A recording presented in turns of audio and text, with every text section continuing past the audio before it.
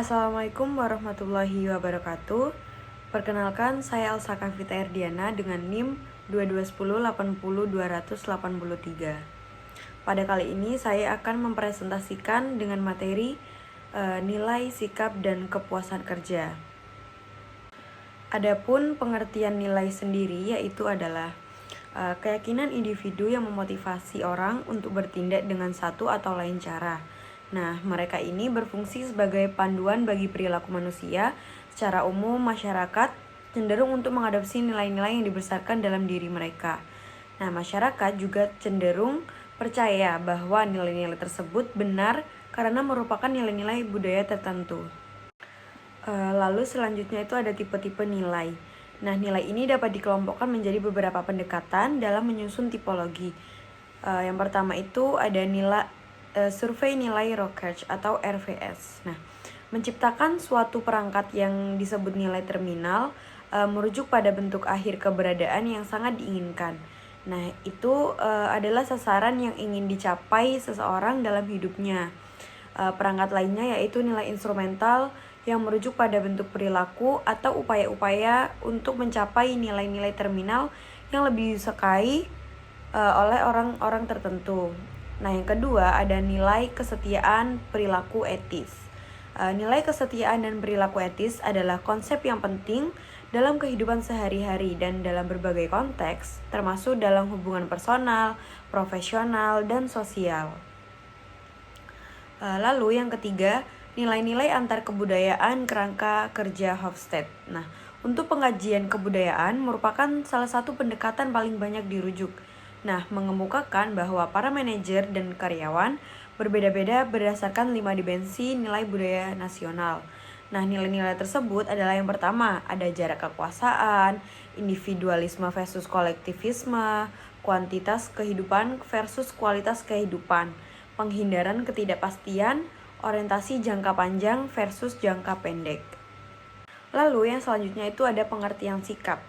Sikap ini adalah pernyataan-pernyataan evaluatif baik yang diinginkan atau yang tidak diinginkan mengenai objek, orang, atau peristiwa. Sikap mencerminkan bagaimana seseorang merasakan sesuatu. Ketika saya mengatakan saya menyukai pekerjaan saya, berarti saya mengungkapkan sikap saya mengenai pekerjaan. Lalu materi selanjutnya yaitu ada tipe-tipe sikap.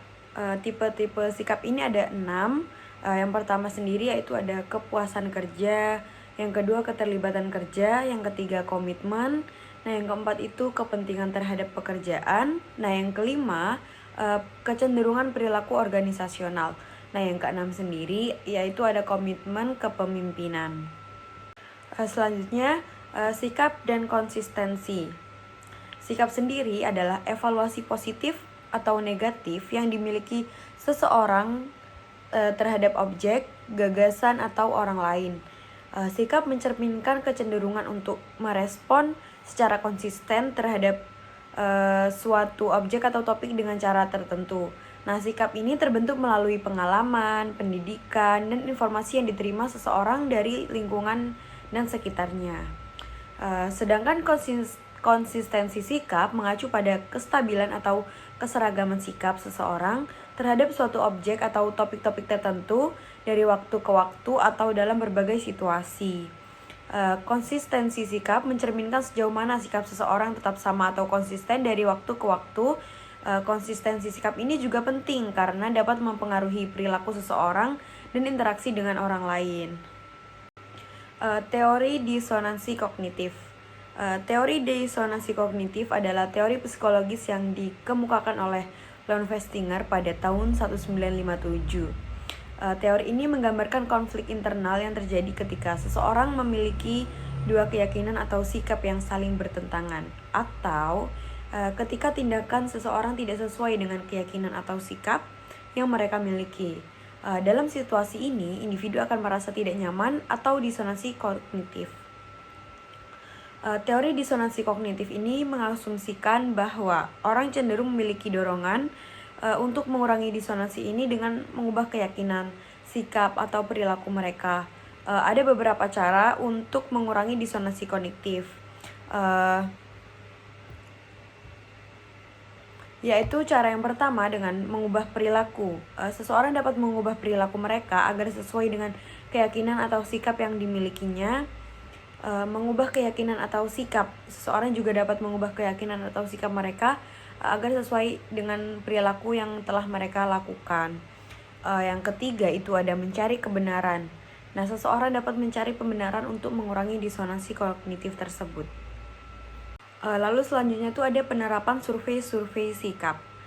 Survei-survei sikap ini metode penelitian yang digunakan untuk mengukur sikap, pandangan, atau keyakinan individu atau kelompok terhadap suatu objek, gagasan, atau topik-topik tertentu. Survei-survei sikap ini dapat dilakukan dengan menggunakan kuesioner atau wawancara yang dirancang untuk mengumpulkan data atau tentang sikap seseorang. Penerapan survei-survei sikap ini melibatkan beberapa langkah.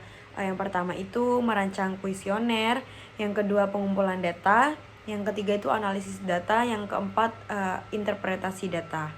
Lalu ada sikap dan keberagaman angkatan kerja.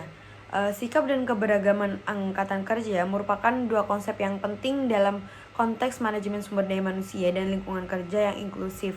Berikut penjelasan lebih detail tentang keduanya. Yang pertama itu sikap. Sikap dalam konteks ini mengacu pada evaluasi pendapat atau perasaan individu terhadap berbagai aspek dalam organisasi, termasuk lingkungan kerja, rekan kerja, atasan, kebijakan perusahaan, dan lain-lain. Keberagaman, nah yang kedua ini keberagaman angkatan kerja, yaitu mengacu pada keberagaman dalam hal jenis kelamin, usia, etnis, agama, orientasi seksual, latar belakang sosial, dan karakteristik lainnya dari karyawan dalam suatu organisasi. Lalu kepuasan kerja. Kepuasan kerja sendiri adalah evaluasi keseluruhan seseorang terhadap pekerjaannya. Ini tuh mencakup sejauh mana seseorang merasa puas atau tidak dengan berbagai aspek pekerjaan mereka, seperti lingkungan kerja, kompensasi, kesempatan pengembangan karir, hubungan dengan rekan kerja, dan sejauh mana pekerjaan itu sesuai dengan harapan nilai-nilai pribadi mereka. Kepuasan kerja dapat dipengaruhi oleh berbagai faktor. Nah, yang pertama itu ada lingkungan kerja, kompensasi, kesempatan pengembangan karir, hubungan dengan atasan dan rekan kerja. Yang terakhir itu pengakuan dan penghargaan. Lalu selanjutnya ini ada mengukur kepuasan kerja, yaitu langkah penting untuk bagi organisasi memahami sejauh mana karyawan merasa puas dengan pekerjaan mereka. Adapun metode yang dapat digunakan untuk mengukur kepuasan kerja, nah diantaranya itu yang pertama kuesioner kepuasan kerja, wawancara, observasi, survei karyawan, dan analisis data kinerja. Setelah data kepuasan kerja terkumpul, langkah selanjutnya itu untuk menganalisis data tersebut untuk mengidentifikasi tren dan pola yang relevan. Nah, dari hasil analisis ini dapat digunakan untuk mengidentifikasi area-area di mana perbaikan dan diperlukan dan mengembangkan strategi untuk meningkatkan kepuasan kerja karyawan. Dampak kepuasan kerja pada kinerja karyawan.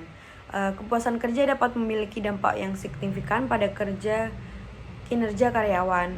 Beberapa dampak dari kepuasan kerja pada kinerja karyawan, yang pertama itu motivasi yang tinggi, kinerja yang lebih baik, keterlibatan yang lebih tinggi, retensi yang lebih baik, kesejahteraan yang lebih baik, pengurangan absensi dan turnover.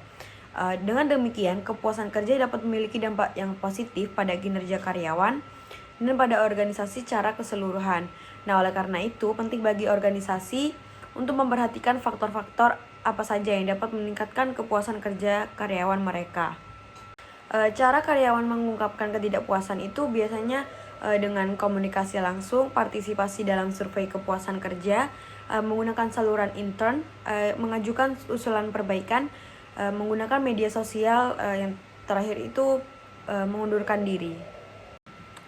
Kepuasan kerja dan kepuasan pelanggan. Kepuasan kerja merupakan sikap positif tenaga kerja terhadap pekerjaannya yang timbul berdasarkan penilaian terhadap situasi kerja. Penilaian tersebut dapat dilakukan terhadap salah satu pekerjaannya. Penilaian dilakukan sebagai rasa penghargai dalam mencapai salah satu nilai-nilai penting dalam pekerjaan.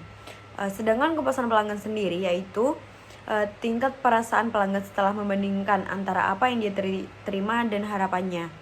Pelanggan jika merasa puas dengan nilai yang diberikan oleh produk atau jasa, sangat besar kemungkinan menjadi pelanggan dalam waktu yang lama.